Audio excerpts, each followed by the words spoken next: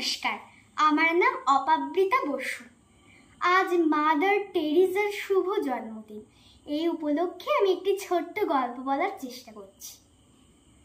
একদিন রাত্রিবেলা একটি ভদ্রলোক মাদার টেরিজার বাড়িতে আসলেন। এসে বললেন, মাদার জানেন তো, একটি পরিবারে অনেকগুলো বাচ্চা, তারা অনেক দিন ধরে ক্ষুধার্ত।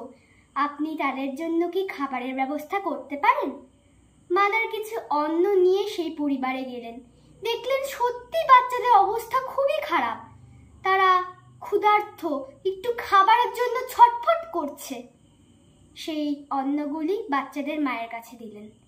দেখলেন বাচ্চাদের মা অন্নটি দুই ভাগে করলেন।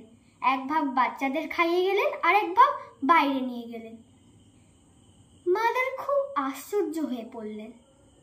যখন বাচ্চাদের মা ভেতরে আসলেন, তখন মাদার জিজ্ঞাসা করলেন, আপনি অর্ধেক অন্ন কোথায় নিয়ে গেছিলেন? তখন বাচ্চাদের মা বললেন, আমার প্রতিবেশীরা অনেক দিন ধরে ক্ষুধার্ত, আমি তাদের না ছাড়া কিভাবে অন্ন মুখে দেব?